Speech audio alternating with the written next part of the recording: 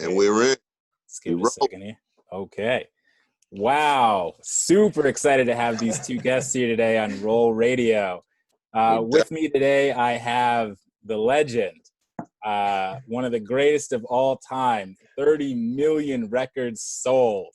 We pushing towards 40 now. Towards 40. With me today, I have Ja Rule. What's happening, man? What's good? Is this a weird, like, light situation coming down on me? You see that? Do y'all see that? Yeah. I think you're looking good, Alex. What do you think? Oh, yeah, it's fine. Yeah, it's like in between you, but we can still see you clear. Yeah. Fantastic. Also with me today, I have potentially one of the future great entrepreneurs of this decade. I'm not sure, but I do have some Alex, so I'm waiting to find out. With me today, I have Alex Masmej as well on Roll Radio. Yeah, super excited to be here. Like, completely insane that there's Gerald as well. Like, super excited to meet you. So yeah, excited for this. Yeah, amazing. Man, I love young entrepreneurs, man, with a vision, with great ideas and great passion. You know, one of my favorite quotes is Steve Jobs. Actually, it's not a Steve Jobs quote. It's a quote from I think a guy named Jack Kerring, if I'm not mistaken. But it's the "We are the crazy ones" quote. Yeah, that's Steve Jobs, I think. Like, Steve Jobs is my idol. Yeah, completely agree with you. Like, not actually a Steve Jobs quote.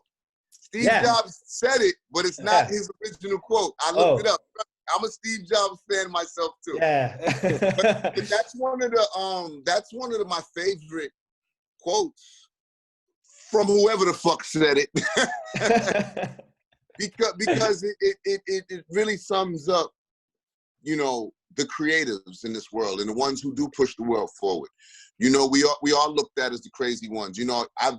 I've been told I'm crazy so many times in my life, from when I wanted to first become a rapper to when I, first got into acting. Everything that I set out to do that was out of the ordinary, that people are used to seeing people do, was, you're crazy. How you gonna be a rapper star? How you gonna, like, only one guy makes it. Nobody makes it to do. So it's like, it really is a challenge. And even now, with what I'm doing with Icon, there's so many people that probably wouldn't believe that I'm the guy that put that together, and I'm the guy, behind the thought process of it and stuff like that. It's kind of crazy, but it's cool. My mind works on I'm from a different planet, man. Absolutely. All right. So Ja, for the 4 people in the world that don't know who you are, 400 million. give us an introduction. It's a big world. It is a big world, but I think you are world famous. So give us an introduction on you, your story, who you are, and what's up now as well. I mean, I go by the name of Ja Rule. It's my stage name. My birth given name.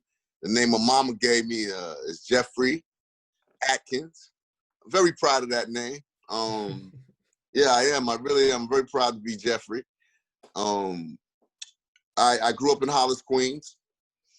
And I grew up in a rough neighborhood, but it was also a middle class neighborhood. So it was like in the middle. You had your projects there and you had your housing there.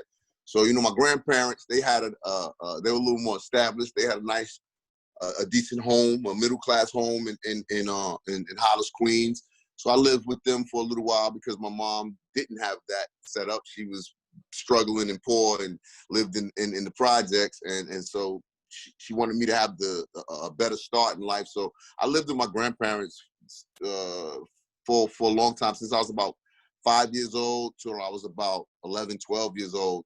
Then I went back to live with my mom, and life was very rough from that point on until I got into music, and then things got a little better for me. That's the quick story. That's so yeah. Yeah, we'll go a bit deeper later on. Hey, Alex, why don't you tell everyone listening just a little bit about your background, how you got here, and what's going on? Sure. So yeah, like, awesome story, Jeffrey. Like, super amazing to see like your background and how you got into music. So yeah, so for me, I'm more of a tech person. So I graduated from college like 2 years ago, almost 3 years now. And what I've done is first I've explored like what technology can have the most impact on. And I decided that crypto blockchain had the most open fields. There were so many ideas to do and pursue. And if you're really hardworking and you have lots of energy, you can really make an outsized impact. And so I've spent the past year trying to live in the future. I've seen and explored and founded projects in crypto primitives around like companies of the future, or like digital items that we will use in the next decades. And also, of course, personal tokens. So like making a stock out of myself and making like a currency out of myself that I've done with Roll. And all these experiments are really amazing. And so now I'm trying to build a company out of the insights that I learned the past year.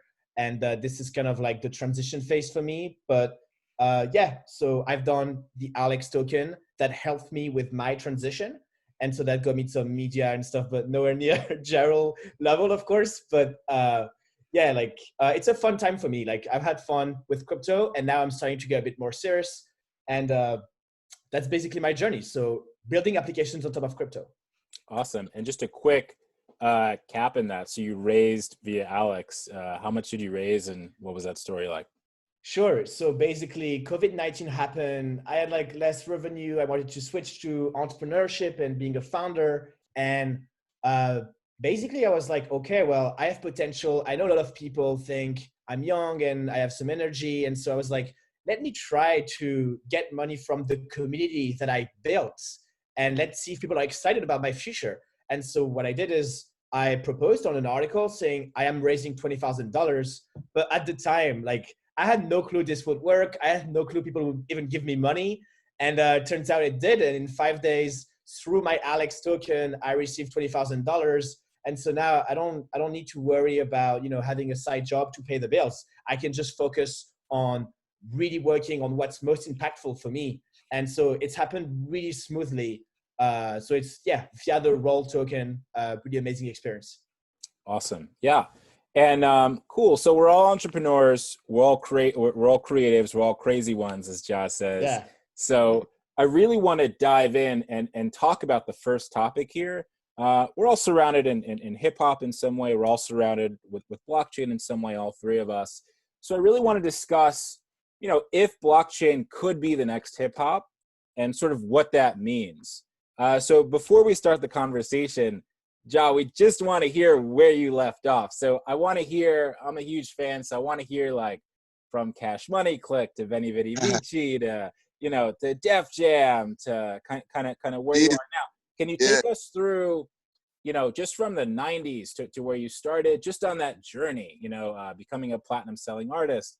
Well, it was a rough journey. Like I said, once I got back living with my mom, things were really rough for me. You know, I got into, you know, street life and doing a lot of street stuff, and you know, got in trouble with the law, got arrested and stuff like that. And I had my daughter, and that was the turning point for me. That was the point in my life where at some point in everyone's life, that thing clicks, and it's like, I need to be doing this instead of that, you know? And for me, that was that moment when I realized, you know what, I have a talent, I'm wasting it, I'm not using it. Let me dive into this music thing 120%, give it that much energy and see where it lands me. And so I formed my group. We got Cash Money Click. And it was cool, man. It was a fun ride. You know, we had 2 dope singles, you know, one with Mike Geronimo and one where I was kind of the breakout star on that. And along the way, I grew a relationship with then fledgling artists. You may know these guys, DMX and Jay-Z. And you know, Irv Gotti, he introduced me to these guys as a young artist, and they were young artists. And what year was this? Yeah, we were all just hungry and wanting to be the next big things. None of us had record deals. We were all just out there kind of scrambling, just, trying to make things happen. And, that's where it all kind of started. That's where the dream took off, so to speak. That's where the dream started to feel like it was tangible, And from there, things got a little bit rougher because one of my group members went to jail, Chris Black. He caught a case and he went to jail for 5 years. So that broke up the group. And then I was on my own. That sparked my solo career. And me and Irv went and we started recording Veni Vidi Vici. And the rest is kind of history. It was in the 90s, Def Jam was a crazy place to get your start. It was like the Motown of record labels for hip hop. All of the biggest artists were on Def Jam. If you were an East Coast artist, you weren't top notch unless you were on Def Jam. Well, that was the feel of it out in the streets. Like all the top artists were on Def Jam. So me getting signed to Def Jam was like the stamp. Like, okay, this guy is official. He's one of the top guys just by getting signed to Def Jam. But from there it was even a bigger challenge because a lot of people would think you get signed to Def Jam and right away that's your success. That's your meal ticket. You made it. But really, that was really the beginning of all of the struggle because you got all of these top artists on the label, Method Man, Redman, LL Cool J, EPMD, all of these guys, and they were the top-notch guys. And so you're looking at a calendar of 12 months and trying to get your album slotted in between all of these guys' albums coming out. It's a tough task. So, you had to get elbow room in the company before you can even go out, think about battling the guys or competing with the level of competition that was outside the label. So Def Jam was definitely an institution for us as artists, as a learning experience, learning curve. Amazing. Yeah. So that's so interesting. You mentioned Def Jam. Yeah, there's a lot of commonalities between hip hop and blockchain. Hip hop arguably started in this party in 1973 in Bronx, and it was arguably DJ Kool Herc or sort of someone that came along and sort of introduced this new way, this new technology that can sort of come across at this one place. And then slowly, from 1973 onward, the technology, you could say, became more and more decentralized to where now anyone in the world can effectively kind of be a node, let's say, or adopt it and become part of that technology. Yeah. Obviously, blockchain started in sort of pretty similar ways. But I'd say perhaps, and we could argue this, is blockchain potentially as a technology still in the Bronx? If it was hip hop, and if so, has there what is the Def Jam moment? How does blockchain really reach the hundreds of millions of people that Def Jam just sort of did in the 80s? Alex, I'm going to throw it to you first, and just sort of see if we can get some answers there. What is going to be the Def Jam moment for blockchain, as Ja Rule described? Right. Well, I'm seeing right now as a young kid, listening to hip hop the past 10 years, I've seen the rise of SoundCloud and SoundCloud rappers. So XXXTentacion, Lil Pump, Lil Peep. And this platform has struggled to make money for their artists, or it's only the very top ones that get all the spotlights and stuff. And I feel like there's a problem there. And SoundCloud is actually has some pain growing, and it's actually being solved right now by a company called Audius, which I really love. They got Deadmau5 on, and they got some techno and electronic music artists, but they're trying to get the hip hop and the SoundCloud cloud and artists on. And I think that's going to be really interesting because the artists get paid via a token. And so it's directly the independent side of SoundCloud that's getting into blockchain, and you can be paid globally because blockchain has no borders. So you're an artist anywhere, you post your song, and you can directly get your fans and everything. And I think it would be a better way for artists to start a career. And no barriers of entry. Anyone can just jump in, and the world can see their talent. And so that's one way I'm seeing the music industry and hip hop hit blockchain. I think, and they've been killing it. I think they've got over like 100,000 people. They're on track to beat SoundCloud in the next few years. So it's gonna be very interesting to see if like where does the next hip hop star come. So where will it be? And I bet it might be on the blockchain and stuff with artists. We'll see. Cool. And then even thinking outside of hip hop, just thinking about that Def Jam moment for blockchain literally as mass adoption. What are sort of the Def Jam equivalents of that? So like when does mass adoption hit Web3 and blockchain, you think? So I would say timeline, maybe it's a bit too early right now, maybe in 2 years, 3 years, 4 years, when blockchain is super fast, super easy to use, and easy to use at scale. So billions of people at the same time. And yeah, like, as I've said, I think Audius has nice scale, like they can support 100,000 people, but can they support 100 millions? That's maybe not sure. So the infrastructure needs to be better. And then on the user experience, yeah, people don't know shit about blockchain, right? So we have to completely abstract the layer and the complex words. And if people can get straight access to the art, that'll be amazing. And also, since artists can pop up globally and people have, like, anyone who has eyes for the artist could be maybe their agent, because in blockchain, if you could invest in someone very early on, you could get returns. And so not only the artist, but if the agents and the people betting on the artist early on can be anyone in the world, that would be a huge enabler. And maybe we could spot talents way better than before. And so that way, if we spot talents earlier than before, then new stars will rise and then they will get very popular, and just like the blockchain space will grow as a whole as well. Interesting perspective. John, do you have any thoughts? How does blockchain sort of hit mainstream? What's that Def Jam moment that happens? What's that mass adoption moment? How do you see this reaching the mainstream? You know, I don't want to give too much away of what I'm working on with Icon, but I'm looking to adopt this blockchain technology, where the big problem with my industry nowadays is monetization.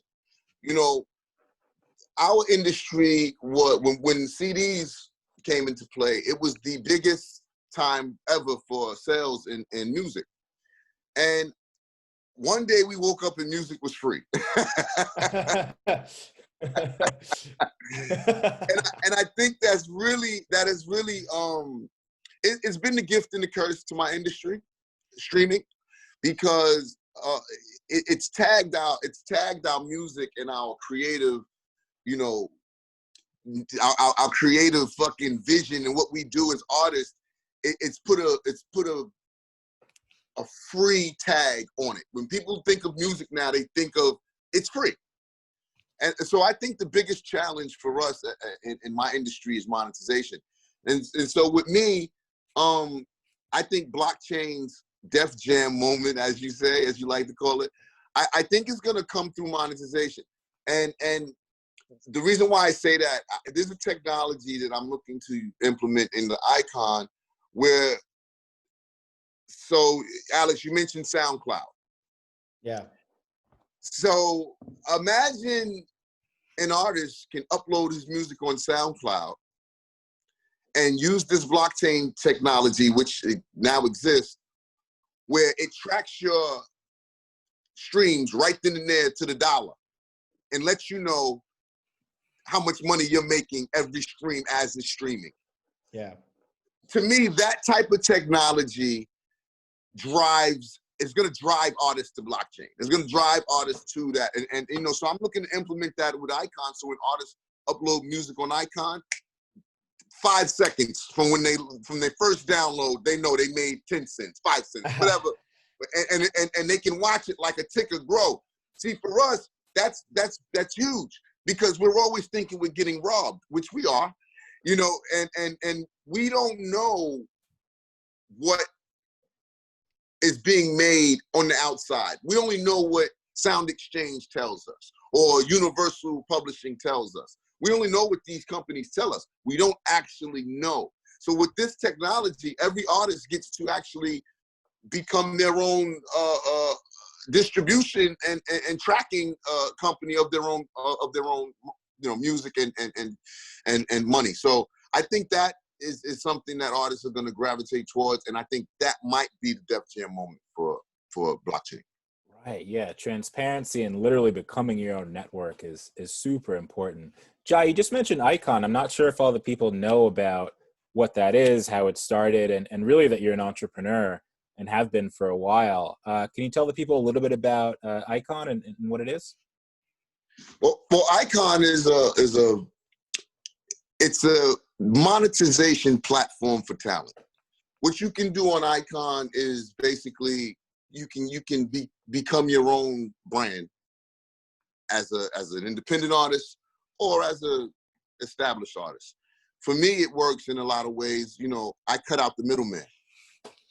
What it was before Icon, I get an offer for a performance or to do a show somewhere. By the time that offer gets to me, it's 20-30% less of what it should be because there's 5 other guys saying they need to get paid because they brought the buyer to me.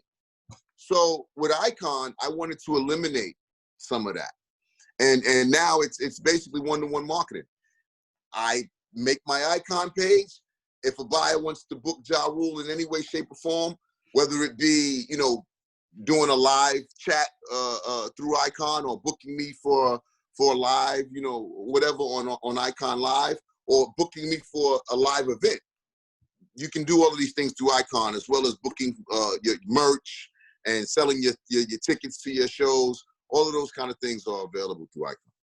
Fantastic. Yeah, we'll leave that in the show notes. Cool. Yeah. So guys, I generally want to talk about other forms of mass adoption that are possible, you know, possibly through cultural capital, right? A lot of the figures that sort of we look up to online. And could the idea of turning culture, literally cultural figures in their communities, into a currency be the Def Jam moment for blockchain? What do you think about that, Ja Rule? Literally turning an artist and their community into a currency. You know, I love this concept. I've loved this concept for a while. Because for me, it's a no-brainer. If you could buy stock into Beyonce, would you? Yeah.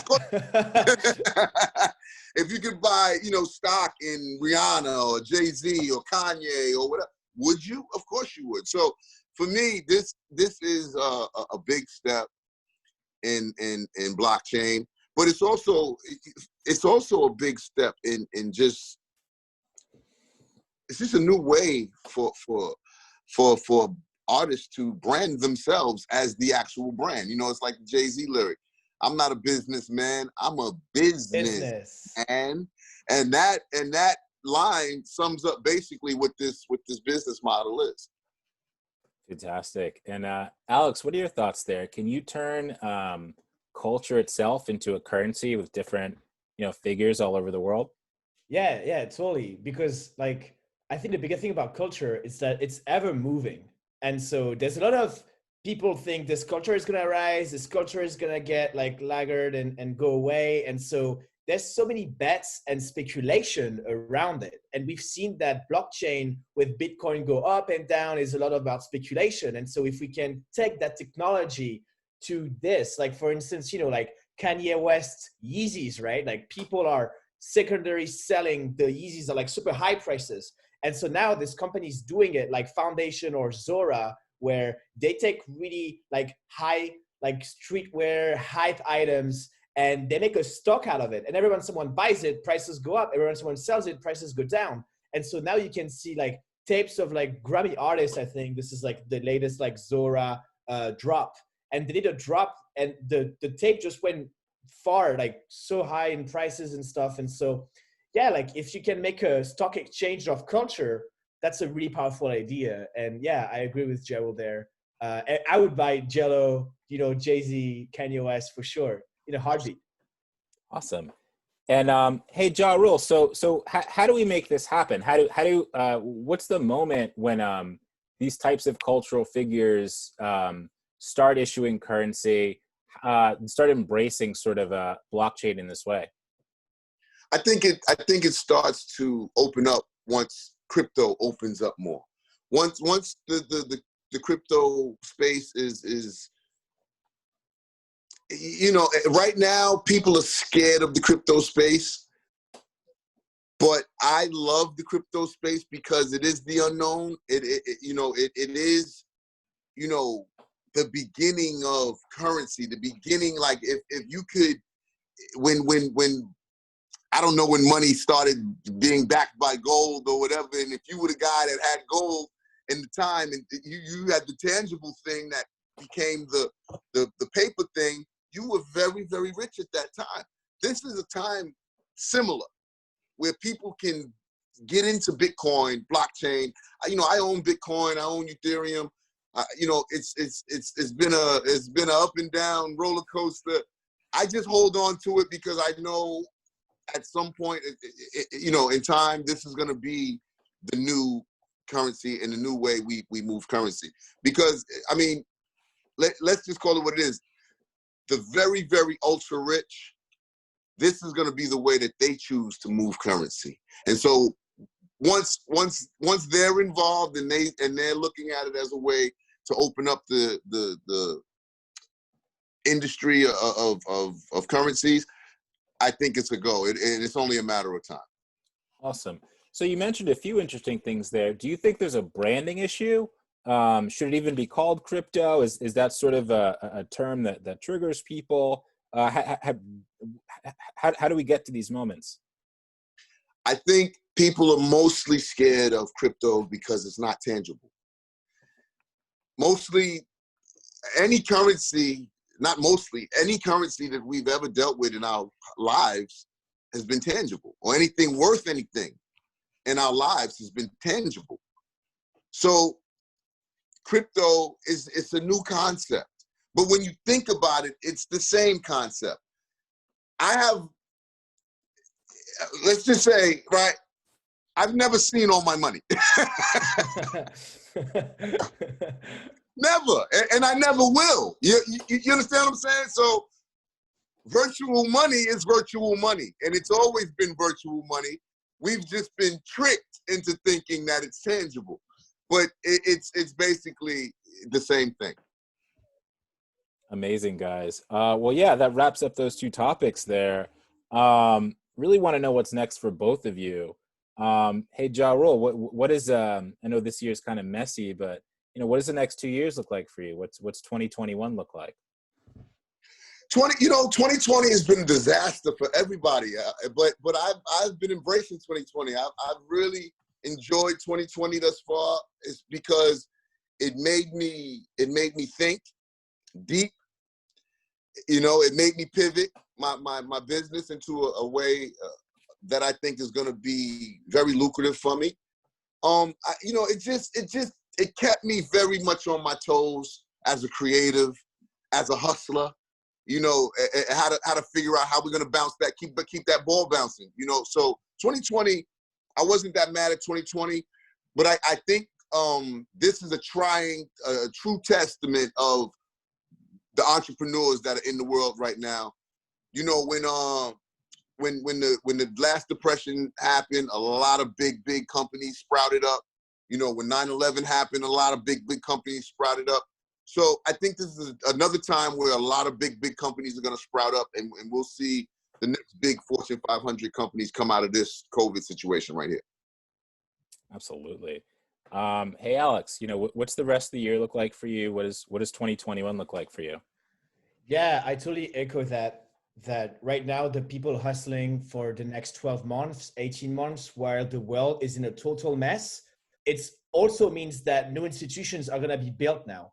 And so I completely understand this. I've been really into crypto and like living in the future almost by building stuff that are almost no one uses today. And so now I'm going to try for the next 12 months, 24 months to like reverse engineer and see, okay, I've got the vision now of many different things that weren't possible without crypto. How can we build something today to work toward that? Because a lot of my stuff has been very futuristic, and now I need to take concrete steps. So there's many ways, I think, payments, the way you do companies, the way you own digital items, how to make it tangible for people. And yeah, personal tokens as well is fascinating. And I've seen lots of people wanted to start projects around it. And so I'm exploring right now, but very soon I'll be building, because I know this is a critical time. Like as Gerald said, like in 2008 financial crash, that's when Airbnb, Uber, Bitcoin, all the biggest institutions rose up. And so this is the time today where the giants of tomorrow are being made. And so I'm excited, and I would love to be part of that new wave. Amazing. Absolutely. Yeah, let's wrap it up with a few questions here. So Ja Rule, where do you think the blockchain space is in 5 years, in 2025? What's going on? What does it look like? Blockchain is going to take over eventually. In 5 years, blockchain will probably be the biggest thing in technology. You got to understand, blockchain initial use was to secure. It was security, so companies, we were always looking to better ways to secure our back ends and our our things. So I think blockchain is going to take over in the next 5 years. It's going to be huge. Amazing. Alex, yeah, what are your thoughts? Where's blockchain going to be in 5 years? Yeah, I'd say in 5 years, like, yeah, Kanye West is on the blockchain trading or something, like each drop or whatever just makes the price go up. So a lot of consumer stuff are going to be done. So yeah, design, artists, a lot of things are going to pop there because monetization is basically solved with blockchain. Then in finance, I think the financial world is going to move. Like we've seen stuff from the traditional stock markets, like options, boring, lending, they're coming to blockchain extremely quick. There was like futures, which is like, financial, like stock exchange, like feature. For 2 days, they did like just a demo of the feature, and there was $20 million from the public pouring in. And so I think in 5 years, blockchain is the biggest financial infrastructure in the world. Replaces everything, replaces the way we do accounting and everything. Or at least in 5 years, okay, maybe that's like too short of a timeline, but at least in 5 years, it will become clear that we're marching towards it. And right now it seems a bit dreamy, but in 5 years, we can see the shift happening and it's not going back. It's happening now, but it's really, it's happening slow. People are really starting to recognize the power and how to use blockchain. Amazing. Yeah, for sure. Yeah. Yeah, this has been amazing. I feel like Kanye putting my two favorite rappers, Talib Kweli and Jay-Z, on the same track. This is great. The last and most important question I need from both of you is your top 5 dead or alive rappers.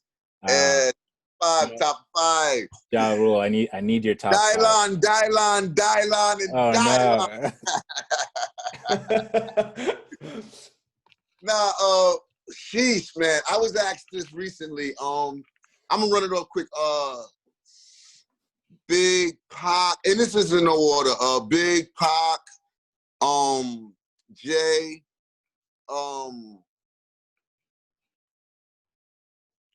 ooh man, I love man. I gotta throw Big Daddy Kane and Rakim in there. So those are my guys. Those were like the first MCs to me that I was like, wow, these guys are fucking next level. They're different. They're out of this world.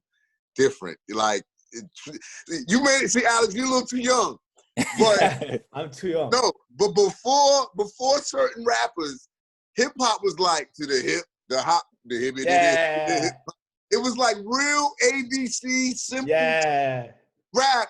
And then you had guys like Rakim and Kool G Rap and Big Daddy Kane and these type of guys came in and were different. They put words together and the way they played with their words and the way they formulated the words into stories and like Slick Rick and these guys. Hip hop was different in that era. So those would be my top 5.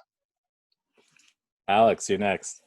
I'd say Kendrick, Tupac, Kanye West, and then like because I'm young and like I just like SoundCloud stuff, I would say Lil Peep. Like I Yeah, you know, I love the young when they because it's always like Lil it's Peep. always like one new rapper that you like. How did you throw him in there so easy, so quick? Yeah. I know. Shit.